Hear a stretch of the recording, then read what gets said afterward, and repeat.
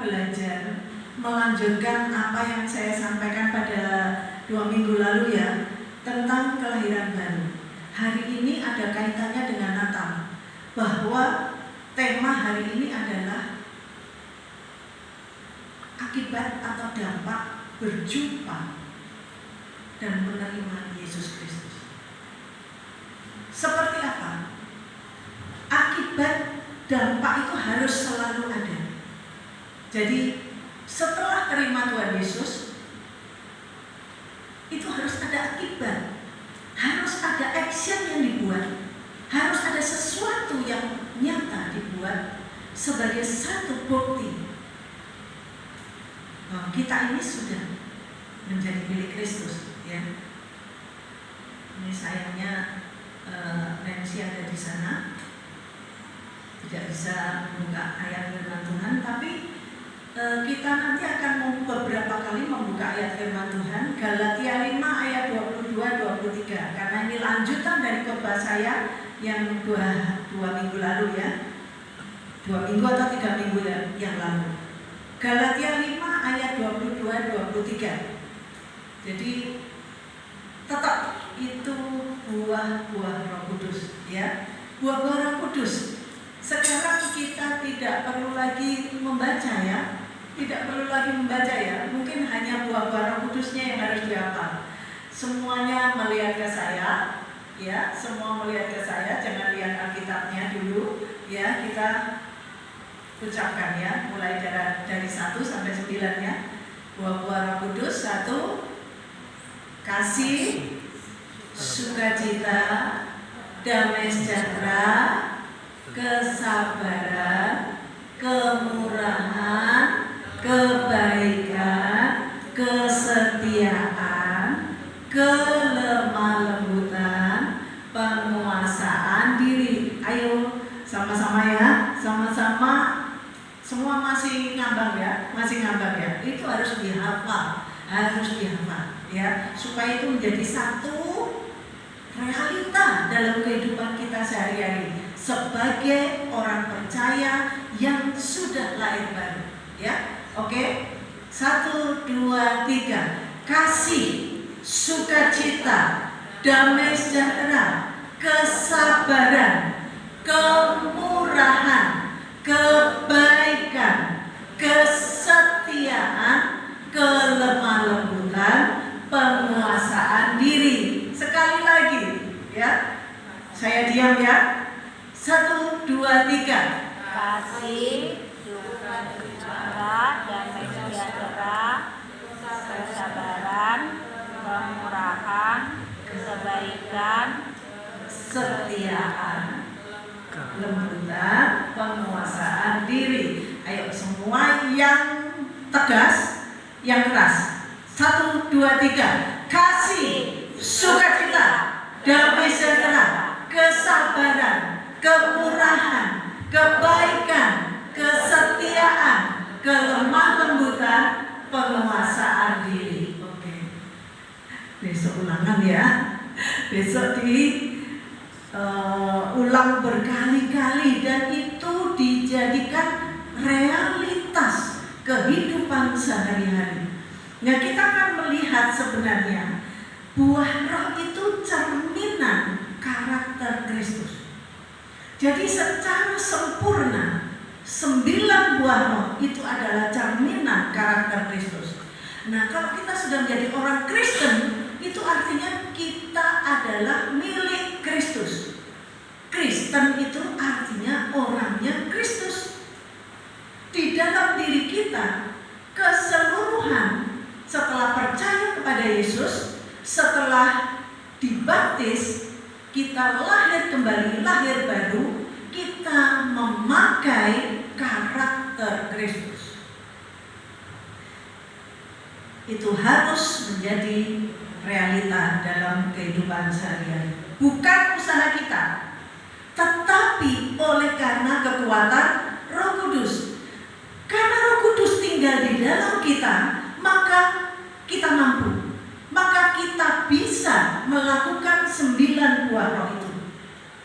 Nah, oleh sebab itu ada 3 bagian yang kita akan lihat dari 9 buah roh itu, yang nanti pasti ada kaitannya dengan momen Natal hari ini, momen Natal bulan ini, ya. Yang pertama, ini yang berhubungan dengan Tuhan, dengan Allah kita, ialah satu, kasih, sukacita, damai sejahtera.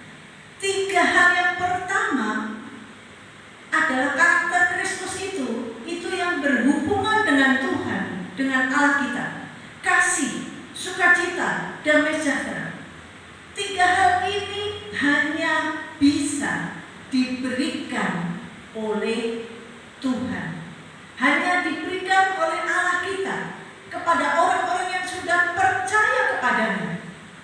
Kasih, kenapa? Ini sifat-sifat ilahi, sifat ilahi yang tulus, yang tidak menuntut balas. Kasih yang agape, kasih yang tidak menuntut balas. Ini yang diberikan oleh Allah kepada manusia. Ini karakter Allah, dianugerahkan supaya apa? Kita mampu mengadopsi, mengambil, mentransfer atau ditransfer oleh Allah kasih agape, kasih yang tidak menuntut balas, kasih yang tidak berpikir aku memberi dan Tuhan harus membalas aku. Tidak. Tetapi Tuhan memberi kepada kita keselamatan, kehidupan kekal. Kita tidak dituntut, tetapi kita harus sadar bahwa ketika Tuhan sudah menganugerahkan kasih-Nya yang besar kepada kita, kasih Allah telah terbukti. Kasih Allah sudah dinyatakan lewat kelahirannya di dunia ini. Kasih ilahi. Nah, ini diberikan oleh Tuhan tanpa syarat, karena Dia memberi kasih agape. Dia bukan memberi kasih seperti kita. Ya, kalau kamu mengasihi aku juga mengasihi kamu. Tidak. Allah tidak pernah berpikir nanti kamu memberi aku atau tidak. Yang penting aku mengasihi kamu. Amin, amin. Ini kasih agape. Hanya Allah yang mampu memberi.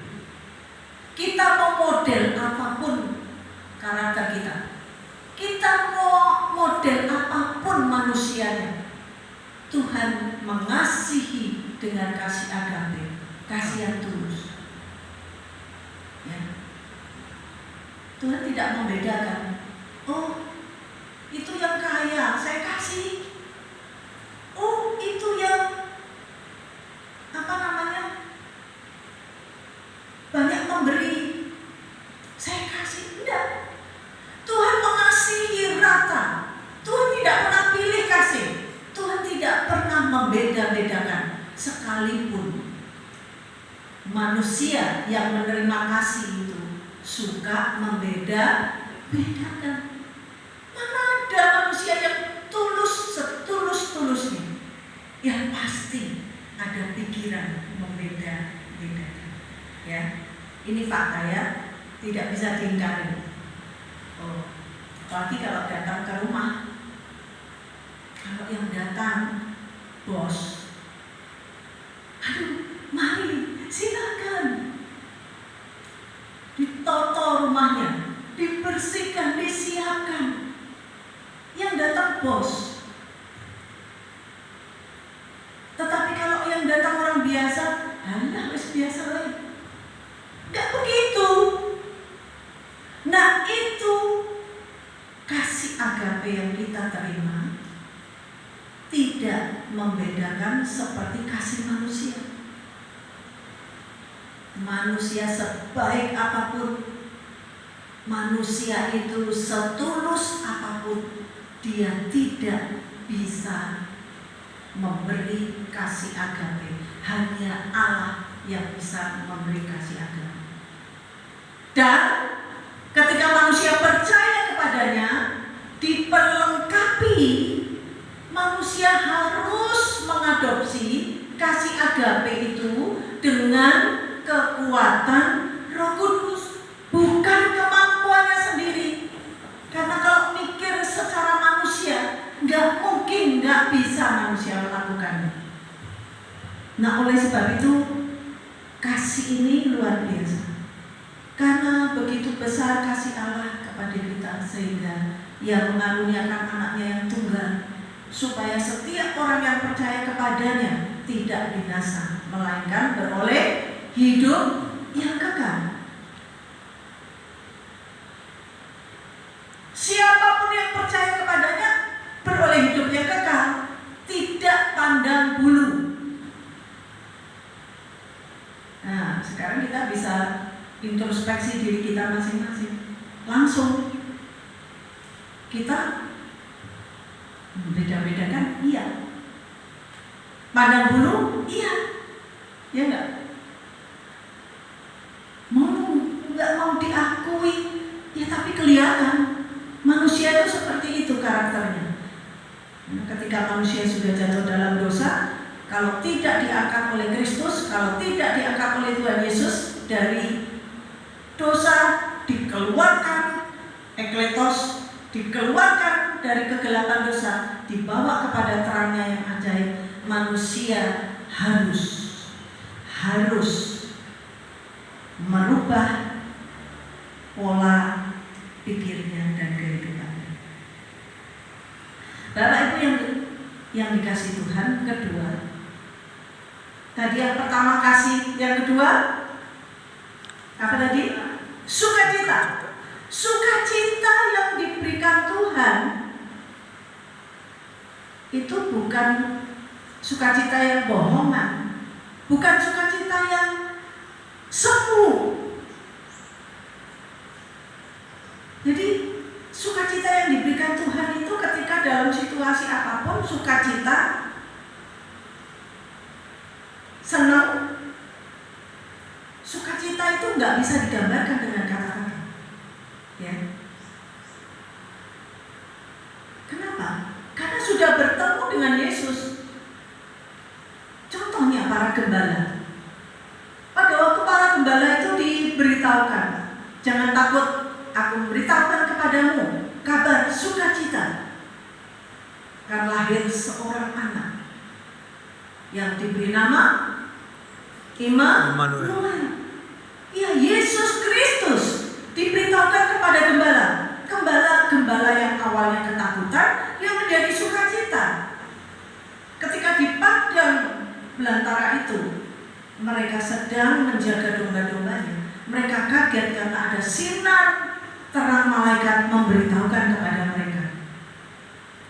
Gembala-gembala itu sukacita. Buktinya apa? Tidak, kita ini, manusia ini seringkali, ya puji Tuhan, sukacita, tapi tidak berbuat apa-apa. Sedangkan gembala itu apa? Ketika dia mendengar itu, langsung dia datang di tempat Yesus lahir, di palungan itu. Ini adalah ekspresi sukacita. Langsung ada action. Bahwa sukacita itu adalah ekspresinya, salah satunya adalah tindakan konkret. Jadi gembala pada waktu itu datang di kandang itu, di depan palungan itu, gembala-gembala itu menyambut kelahiran Yesus dan tidak terkira sukacitanya. Gak bisa membayangkan ya bagaimana ya wajah gembala-gembala saat itu ya. Karena Bapak Ibu kalau diam-diam di tengah keheningan malam, di gelap-gelap malam, tahu-tahu didatangi malaikat yang benar-benar real malaikat datang di depan Bapak Ibu. Kira-kira bagaimana ekspresinya? Nah, waktu itu gembala itu mengalami seperti itu. Ya. Jadi para gembala itu langsung melakukan sesuatu. Nah, kalau orang Kristen sudah mengalami Yesus, sudah bertemu Yesus, dia ekspresikan sukacita itu dengan datang kepada Yesus, dengan setia kepada Yesus, dengan kerendahan hati seperti gembala tadi. Gembala tadi datang di hadapan palungan. Dia mengekspresikan sukacita itu dengan menyambut kedatangan Yesus. Ini contoh konkret. Jadi Bapak Ibu kalau dibilang sukacita ya mengikut Yesus, ya puji Tuhan sukacita. Tapi gak ada tindakan sama sekali. Salah satu wujudnya adalah Bapak Ibu datang dengan sukacita dalam ibadah. Itu adalah ekspresi sukacita setelah bertemu dengan Yesus. Kemudian contoh kedua siapa? Orang Majus. Ini dari golongan gembala itu adalah golongan yang biasa, orang-orang yang biasa. Yang kedua, orang Majus. Ketika dia dengar kabar tentang Yesus, apa yang dia lakukan? Dia pengen bertemu, dia pengen melihat, bukan hanya melihat, tapi bertemu. Dan ekspresi sukacita selanjutnya apa yang dilakukan? Dia mempersembahkan. Mempersembahkan apa? Barang-barang atau hal-hal yang melambangkan Yesus. Yang pertama, apa yang dipersembahkan orang Majus? Emas. Apa? Emas. Emas. Sekarang harga emas berapa? 3 juta. Emas antam ya. Emas antam 3 juta. Lebih mungkin ya. Turun-turun ya paling berapa puluh ribu. Emas menjadi satu lambang bahwa kekuasaan Yesus. Makanya kemudian Majus itu dia menerima kabar keselamatan itu dengan resiko apa? Resikonya berat karena dia diancam sama Raja Herodes. Ketemu kan mereka dan nanti balik lagi setelah ketemu. Tetapi apa yang dilakukan orang Majus? Nggak mau balik lagi. Ini adalah salah satu contoh bahwa ketika percaya kepada Yesus, orang-orang Majus tadi ketemu Yesus, tidak mau dia kembali ke kehidupan yang lama. Tidak mau. Ya. Ya, cuk, enggak apa-apa. Cuk. Jadi orang Majus tadi melakukan segala sesuatu itu bukan berdasarkan perintah Raja Herodes. Raja Herodes mengawasi. Raja Herodes ini sombong. Dia tidak mau tersaingi, makanya menyuruh orang Majus itu datang kepada Yesus dan balik lagi untuk melapor. Tetapi orang Majus tidak mau kembali ke kehidupan yang lama. Nah, ini harus dilakukan oleh orang Kristen. Ini adalah lambang mempersembahkan yang baik, emas. Dan Raja Herodes bilang, nanti habis dari palungan, habis ketemu sama Yesus, balik lagi ke sini. Enggak. Yang dilakukan orang Majus itu, ia kemudian tidak lagi kembali ke Raja Herodes. Bapak Ibu, ini adalah gambaran tentang bagaimana orang yang sudah bertemu dengan Yesus, dampaknya dia nggak mau kembali pada kehidupan yang lama. Ini orang Majus tadi nggak taat sama Herodes rajanya. Dia lebih taat kepada Yesus, bagi Yesus, karena dia tahu inilah raja yang sebenarnya. Dan itu terjadi. Orang Majus memberikan persembahan yang terbaik. Ini dampak juga, akibat juga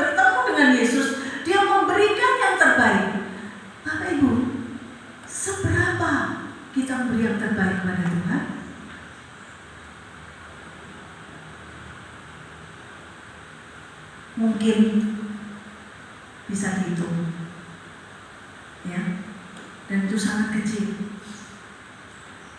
Tetapi orang Majus ini memberikan yang terbaik, emas. Kemudian yang kedua, kemenyan. mur. Apa sebenarnya mur? Bapak Ibu tahu nggak mur itu apa? Apa? Itu rempah-rempah. Mur itu adalah rempah-rempah yang mahal harganya. Emas itu yang paling mulia, logam mulia. Kemudian mur itu rempah-rempah yang mahal harganya. Nah, kalau di Indonesia banyak rempah-rempah jadi rebutan ya oleh penjajah ya. Nah, mereka mempersembahkan mur. Mur ini lambang juga dari memperdamaikan Allah dengan manusia.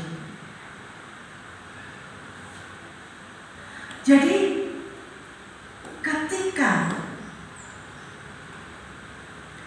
para Majus itu memberikan emas, memberikan mur, itu yang terbaik, yang termahal. Lalu yang ketiga diberikan apa? Kemenyan. Kenapa kemenyan? Bapak Ibu pernah dengar ya? Maaf, ini bukan masalah politik ya. Gibran pernah katakan bahwa hasil kemenyan itu ternyata getah, ya, getah yang diambil untuk penyembahan. Baunya harum. Nah, kalau kita mau kemenyan itu memang nggak suka ya, seolah-olah setan lewat, kan gitu. Padahal kemenyan berharga banget. Jadi emas, mur, dan kemenyan dipersembahkan bareng-bareng. Ini lambang. Kemenyan adalah lambang. Ini penyembahan yang berbau harum kepada raja di atas segala raja.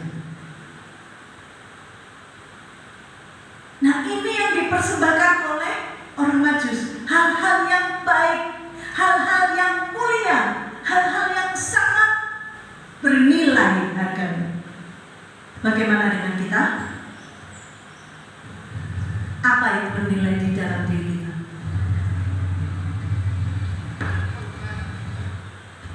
Yang bernilai di dalam diri kita hanya hidup kita yang dipersembahkan kepada Tuhan. Gak usah berpikir, karena sampai kapanpun Bapak Ibu sesudah percaya kepada Yesus, menerima keselamatan, gak akan bisa membalas, mengimbangi kasih Tuhan yang begitu luas dan dalam diri kita. Keselamatan itu, kalau Bapak Ibu dipilih untuk mendapatkan keselamatan dari Yesus Kristus, itu bukan karena Bapak Ibu dan saya baik, bukan, tapi karena kasih karunia. Kasih karunia yang Allah berikan kepada kita, yang kemudian menyentuh hati orang berdosa, saya dan Bapak Ibu, menyentuh kita yang hina, yang ada di dalam lumpur dosa. Kemudian kita ini diangkat, dipindahkan di tempat terang, ekletos, dibawa keluar dari lumpur dosa. Nah, kalau kita sudah dibawa keluar dari lumpur dosa itu, lah kok balik lagi ke lumpur?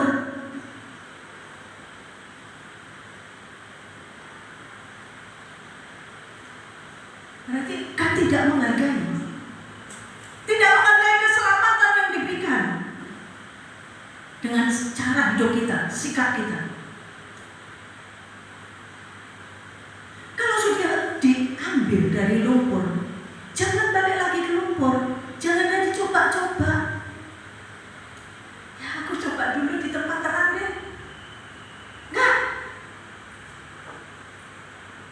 Jangan balik. Seperti orang Majus tadi.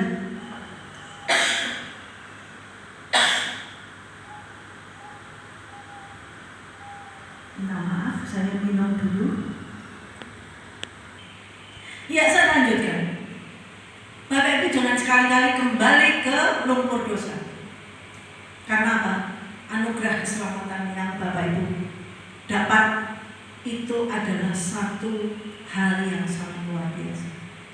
Kalau sampai detik ini Bapak Ibu masih perhitungan sama Tuhan, mau kembali ke lumpur dosa, ingat, segera ambil waktu untuk bertobat.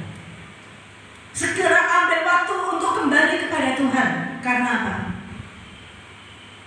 Sudah jelas ketika kita dibawa dari lumpur dosa dipindahkan pada terang. Ini jaminannya sudah jelas.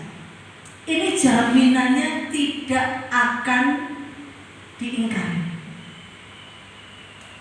Tapi kalau Bapak Ibu ini pun tidak yakin, Bapak Ibu masih pengen kembali ke lumpur dosa, dalam ikatan-ikatan dosa,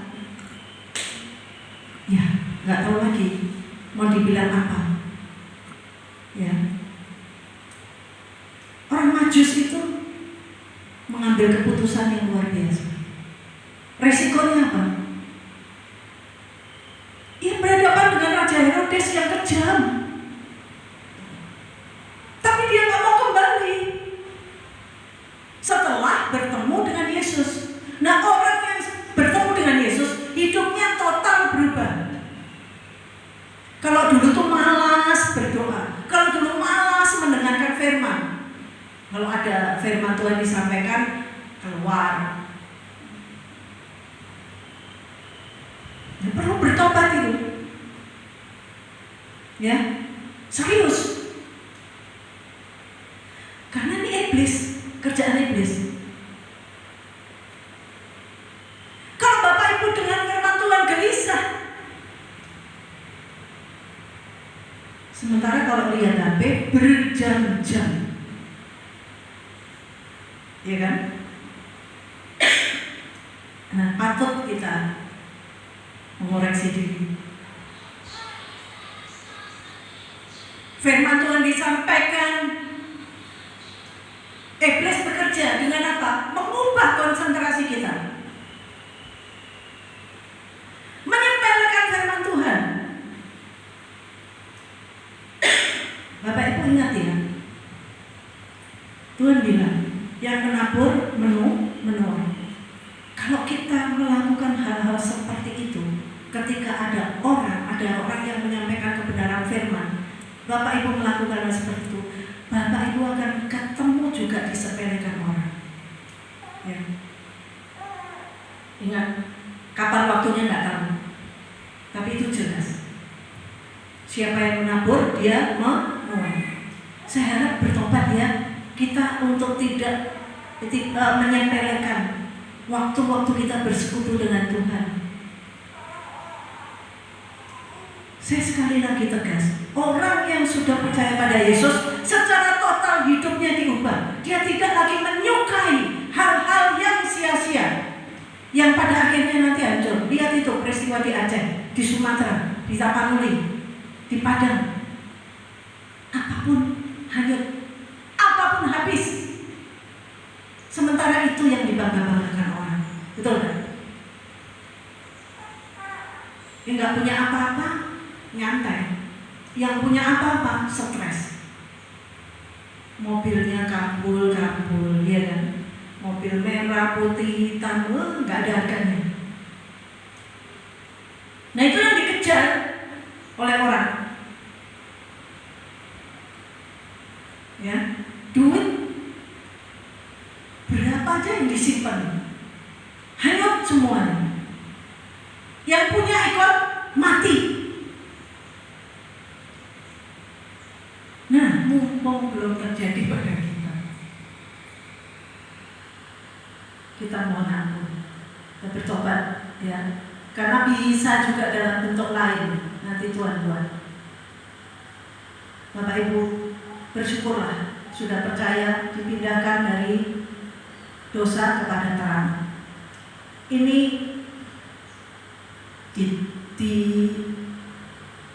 diharapkan kerinduan kita untuk memohon Roh Kudus mampu kita mampu dengan Roh Kudus melakukan firman Tuhan ini. Kemudian selanjutnya, damai sejahtera. Apa damai sejahtera? Kalau kita lihat Yesaya pasal 3, pasal 9 ayat 6, Yesus memperdamaikan. Dia turun ke dunia. Dia menjadi jalan damai antara Allah Bapa dan manusia. Allah yang Maha Kudus dengan manusia. Kemudian Yohanes 16 ayat 33, damai itu bukan dibuat-buat, tetapi damai di dalam batin, di dalam hati, yang diekspresikan lewat apa? Lewat segala persoalan yang terjadi itu kita damai. Kita surrender all, bahasa Romo Inggilnya ya. Apa artinya? Apa artinya? Pasrah bongkoan. Seluruhnya diserahkan kepada Tuhan. Nah, orang itu seringkali, saya serahkan Tuhan seluruh persoalan saya. Tetapi baru itu, habis itu, pola dulu. Nah, itu manusia, ya kan? Jadi kalau kita lihat para martir, orang yang mati karena percaya kepada Yesus, itu sudah nggak lagi mikir hidupnya. Dia ngomong, kalau dia harus mati karena Kristus, dia nggak mikir lagi, waduh uangku banyak, waduh harta bendaku banyak, waduh gimana istriku, waduh gimana anakku. Enggak. Ketika dia percaya kepada Yesus, dia sudah pasrah bongkoan. Dia sudah katakan, aku melu Yesus selawase. Gandel Gusti. Nah, orang kalau gandel Gusti tenang, ya. Contohnya ya itu tadi para martir. Martir itu benar-benar dia sudah total. Nah, kita nggak bisa. Ada banyak contoh manusia yang kalau di rumahnya repot, maaf saya nggak bisa ibadah. Contoh. Ada satu pendeta yang pernah diceritakan Pak Gembala ya. Anaknya itu sakit. Anaknya meninggal, tapi dia melayani. Dia disusul sama orang-orang di rumahnya. Bu pendeta, ini anaknya sedang sekarat meninggal. Ya nggak apa-apa, aku melayani dulu. Setelah itu apa yang terjadi? Setelah pulang melayani, anak itu hidup. Nah, ini sebenarnya akibat daripada ketika kita mengambil konsekuensi ketika kita percaya kepada Yesus. Ya. Kemudian selanjutnya,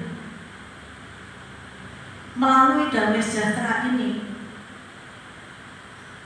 diekspresikan oleh manusia yang percaya kepadanya dalam kehidupan sehari-hari. Ya udah, sekitarnya ribut, dia damai. Damai itu tidak bisa diceritakan. Contohnya seperti ini Bapak Ibu. Suatu hari, kayak Pak Alek tadi kesaksiannya, waduh tanggungannya banyak, ini harus membayar kuliahnya Richard, harus ini, itu. Ketika sudah berdoa, kira-kira Pak Alek sudah bisa damai, tenang? Sudah bisa ya? Bisa. Amin. Ini harus seperti itu. Ya udah, habis itu ya terserah Tuhan, itu urusan Tuhan, ya kan? Nah, kalau Bapak Ibu belum merasain itu, sudah percaya Tuhan Yesus, sudah berdoa, dia masih wira-wiri, sana kemari jalan kayak di sinetron, jalan ke sana, balik ke sini, jalan ke sana, balik ke sini. Karena apa? Khawatir. Saya tidak pernah, maaf ya, bukan sombong. Saya nggak pernah merasa khawatir kalau nggak ada beras di rumah saya. Benar. Maaf sekali lagi. Tapi saya nggak pernah cerita juga. Ya, suami saya tahu itu saksi hidup. Dan saya nggak pernah bilang dia, saya nggak pernah ngomong ke dia, piye ki Pak, berhasil kita, enggak. Tetapi saya tahu Tuhan Yesus itu tidak pernah mempermalukan, tidak pernah membiarkan kita, dan itu terjadi pada saya setiap waktu. Karena apa? Kita taat. Kalau kita nggak taat, kita pola sendiri, kesana kemari kita pikir, kesana kemari, iman kita tidak akan terbukti. Tapi dalam persoalan itu, ketika kita yakin bahwa Tuhan itu akan bertindak dalam kesulitan itu, kita mau buktikan bahwa Tuhan Yesus itu mampu memelihara kita. Itu iman kita terbukti.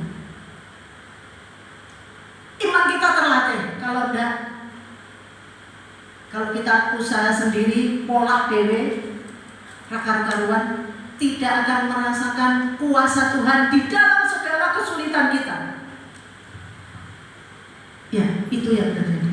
Makanya ukurannya Bapak Ibu kalau sudah berdoa dalam persoalan, Bapak Ibu tenang, damai sejahtera. Nah, itu pasti dijawab. Ingat ya, berdoa dan kalau Bapak Ibu hatinya tenang, pasti dijawab Tuhan. Itu tandanya, itu ukurannya. Ya, yang selanjutnya 2 lagi, berhubungan dengan manusia, sesama, dengan sesama kita. Lanjutnya apa? Tadi kasih, sukacita, damai sejahtera. Kemudian 3 lagi, kesabaran, kemurahan, dan kebaikan. 3 ini adalah unsur yang dimiliki manusia untuk sesamanya. Sabar bisa belajar, semuanya belajar. Saya pun belajar. Saya seringkali nggak bisa. Rasa sabar kadang-kadang. Lihat, aduh, kok gak sih, kok kenapa sih kok gini? Nggak sabar. Banyak dan sering kita lakukan. Ya, dalam pelayanan, dalam kehidupan kita sehari-hari dengan sesama kita. Kemudian yang kedua adalah kemurahan. Bapak Ibu,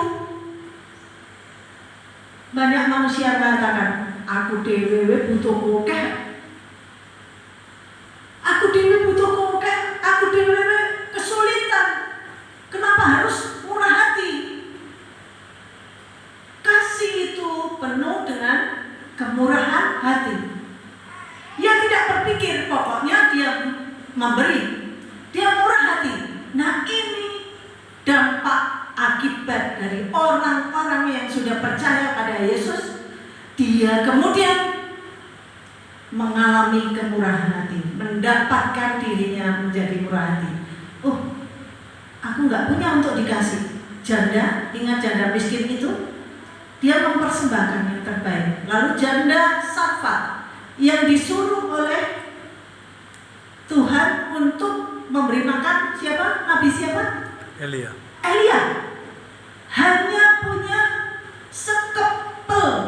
segenggam tepung sama minyak sedikit. Tapi apa yang terjadi?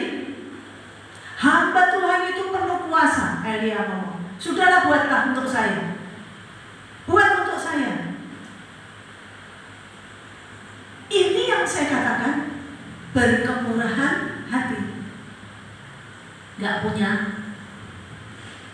Kalau lihat janda miskin di Safat itu, dia hanya hidup dengan anaknya, dia hanya punya 1 kepel tepung. Tapi kita ini pelit sama Tuhan.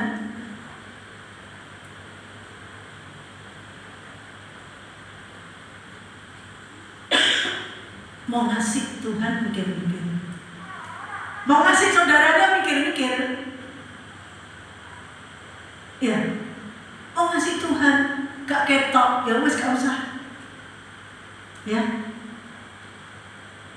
Nah, sifat manusia yang sudah dibawa dari kegelapan dosa, dibawa kepada terang, dipindahkan, itu dia murah hati, sifatnya murah hati. Ya nggak pilih-pilih, siapapun dikasih. Dan itu ternyata apa, Bapak Ibu? Ketika kita memberi, itu kita sedang membuka apa? Klep. Tahu klep? Keran ya. Kerannya dibuka dari sana. Ketika kita memberi, keran itu dibuka dari sana. Itu yang terjadi. Nah, kalau kita nggak pernah memberi, lah, kapan kita bisa memberi? Ini dampak, ya, sekali lagi. Kemudian yang ketiga dari bagian kedua tadi adalah kebaikan. Bagaimana sebenarnya kebaikan itu? Kebaikan itu bukan dinilai, ya, bukan dinilai dari oh dia memberi banyak, bukan. Kebaikan itu dinilai, itu juga sifat Allah yang baik. Baiknya bukan seperti baiknya kita, bukan seperti kita, oh ya kelihatannya baik, enggak. Tetapi memang kebaikan Allah itu terpancar dalam kehidupan kita, walaupun kita ini tidak bicara. Ya, orang melihat ibu ini kok baik ya? Enggak. Suatu hari saya jalan malam sama Pak Ronggo, kan sekarang sudah kalau nggak hujan jalan malam berdua. Itu biasanya sampai 5 kilo, 7 kilo ya. Berdua jalan malam, kadang-kadang sampai jam 11 malam kemarin. Lalu tahu nggak saudara? Ada ibu-ibu dengan anaknya itu, dia bawa rongsok. Usahanya luar biasa itu. Iya, mungkin saya nggak tanya dia tinggal di mana. Dia bawa rongsok itu di sepedanya itu malam-malam, terus dia ngambil buah-buah yang busuk, yang masih mungkin menurut dia bisa dimakan. Dia ambil di kresek. Saya mikir, aduh, aku lewat ke sana kemari. Saya bilang, saya beli di Indomaret minuman. Saya nggak bawa uang tunai. Saya gimana? Ada 2.000 di dompet. Pak Ronggo juga nggak bawa dompet. Waduh, saya lewat lagi. Terus akhirnya Tuhan itu gerakan begini. Ambil uang di Indomaret, kemudian belanja minuman, ambil uang. Ya saya ambil uang nggak banyak. Ya, saya ambil uang. Lalu saya bilang, Bu, ini rezeki ya Bu. Ya saya nggak tahu rumahnya di mana, bagaimana orang itu, tetapi Tuhan yang menggerakkan. Itu salah satu contoh bagaimana respon dan kepekaan kita melihat sesuatu. Ya. Kadang saya sama Pak Ronggo ke pasar Magetan itu, di pasar Magetan itu ada mbah-mbah yang sangat tua. Dia jualan, jualannya lento. Saya datang, beli mbah, lentonya 5.000. Saya kasih uang 10.000. Tahu enggak? Bahagianya orang itu. Mbah, betul saya susu. Itu sudah sering banget kalau ada mbah-mbah yang jualan. Nah, Bapak Ibu, kebaikan itu muncul dari apa? Tadi kasih agape. Ya kan? Kasih, sukacita, damai sejahtera, itu yang ukurannya dari Tuhan. Nah, itu dilakukan bukan karena pengen, oh iya Bu, dipuji-puji kemudian dia dukung dia dapat kita, enggak. Ibu itu hanya sekedar, mbah itu juga hanya sekedar matur nuwun nggih Bu, matur nuwun nggih Bu. Karena apa? Kebaikan itu diwujudkan tanpa kita memiliki motivasi apapun, nggak tahu dia, nggak kenal, ya. Nah, orang yang menerima kebaikan itu seperti Tuhan memberi kebaikan pada kita, dan kita harus bagaimana? Kadang-kadang maaf sekali. Kita ini tidak tahu diri di hadapan Tuhan. Kita udah minta terus sama Tuhan. Tuhan beri kebaikan. Feedbacknya apa? Timbal baliknya apa? Nah, ini yang perlu kita evaluasi. Ya. Yang terakhir, yang ketiga. Yang ketiga, ini berkaitan dengan pribadi kita. Ya, tadi kasih, sukacita, damai sejahtera. Kemudian pun ini untuk kepada hubungannya dengan Allah. Kemudian kesabaran, kemurahan, kebaikan. Kemudian yang ketujuh, kesetiaan, kelemah lembutan, penguasaan diri. Nah, ini untuk kita pribadi. Yang ketiga, ini untuk kita pribadi. Ini momen Natal ya, kebetulan momen Natal ya. Berdoa sama Tuhan, ada keajaiban, ada mujizat dalam keluarga kita, dalam kehidupan pribadi kita. Karena ini pribadi, berkaitan dengan pribadi. Kesetiaan, kelemah lembutan, penguasaan diri. Kesetiaan dalam hal apa? Saudara, banyak yang harus kita lakukan dengan setia. Pelayanan setia, ibadah setia, lebih dari apapun. Saya nggak mau tahu, saya buktikan.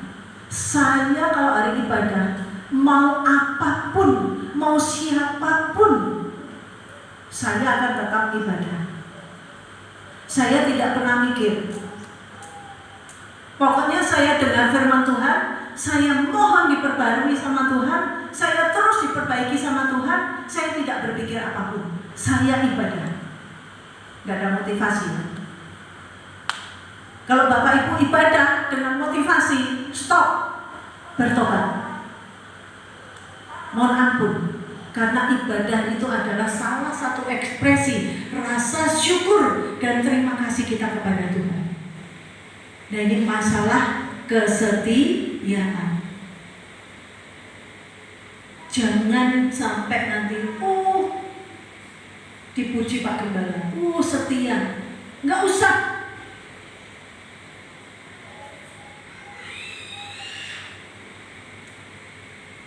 Kalau kita hanya pikiran kita, sesuatu yang sia-sia, nggak bisa. Sesuatu yang sia-sia itu nggak akan bisa memenuhi keinginan Tuhan kepada kita. Setia dalam memberi, setia dalam persepuluhan. Kalau Bapak Ibu setia dalam persepuluhan, Bapak Ibu dijamin. Bahkan Tuhan bilang, patut dicobai. Jangan lupa, tingkap-tingkap langit akan dibukakan untuk apa? Mencurahkan berkatnya. Jangan lupa. Kalau Bapak Ibu setia dalam ibadah, nanti urusan Tuhan. Saya ini pasien saya minggu itu banyak yang minta hari Minggu. Bukan orang sembarangan. Tetapi saya tidak pernah khawatir. Saya akan terus katakan, saya utamakan Tuhan, saya ibadah, saya fokus kepada Tuhan dulu. Setelah itu, urusan Tuhan. Tuhan mau ganti orang lain, silakan. Ya, Bapak Ibu. Kadang-kadang hal-hal duniawi membuat kita terhalang untuk setia dalam ibadah. Itu pribadi kita. Mari kita evaluasi dulu. Yang selanjutnya adalah kelemah lembutan. Saya lihat di kamus, saya lihat secara Kristen, kelemah lembutan itu berasal dari takut akan Tuhan, bukan cenderung enggak, bukan itu ekspresi jasmani, bukan, tetapi menurut Kelemah lembutan adalah bagaimana dia menerima firman Tuhan itu, siapapun dan bagaimanapun keadaannya, firman Tuhan diterima. Firman Tuhan dipahami dan rindu. Ini hatinya yang lembut. Kelemah lembutan itu bukan menunjukkan orang yang lemah atau lemah gemulai, bukan. Tetapi lebih kepada bagaimana sikap hati kita, respon kita kepada Tuhan, kepada firman Tuhan, dan itu terekspresi tanpa kita buat kelemahan kita. Ini pribadi kita ya. Ketika kita kalau secara manusia bilang, oh ya lemah lembut, ya kelihatannya lembut. Nanti kalau sudah keluar ini siungnya, sungunya keluar, menakutkan. Ya enggak lemah lembut. Kelemah lembutan itu lebih kepada bagaimana hati kita, bahkan digambarkan sebagai kekuatan roh. Kekuatan roh itu kelemah lembutan. Karena orang yang punya kekuatan roh di dalam dirinya itu lemah lembut, dia menerima kebenaran firman. Ya. Orang-orang yang meremehkan kebenaran firman itu dia belum hatinya lemah lembut. Jadi ini berkaitan dengan pribadi kita dengan Tuhan. Kalau orang itu lemah lembut, dia akan menerima teguran firman, dia akan menerima firman Tuhan dengan hati yang lembut, sehingga apa? Tuhan mampu mengerjakan, gampang mengerjakan. Roh Kudus gampang berkarya. Nah, mari kita belajar itu, hati yang lemah lembut. Dan terakhir, penguasaan diri. Kenapa ditaruh di terakhir? Karena itu kunci. Ya. Dikatakan orang yang mampu menguasai diri, dia disebut orang yang mampu menguasai seluruh kota. Bapak Ibu, maaf ya, maaf, ini bukan politik lagi. Saya kalau lihat ada tokoh politik yang begitu sabar menghadapi hujatan, ia nggak membahas. Karena apa? Dia punya self control atau pengendalian diri yang luar biasa. Dia mau marah pasti, dia bisa nyuruh orang, tetapi dia punya pengendalian diri yang luar biasa. Bapak Ibu, di segala tempat, anak-anak kecil, apalagi di pendidikan di Jepang sama Cina, itu maju luar biasa.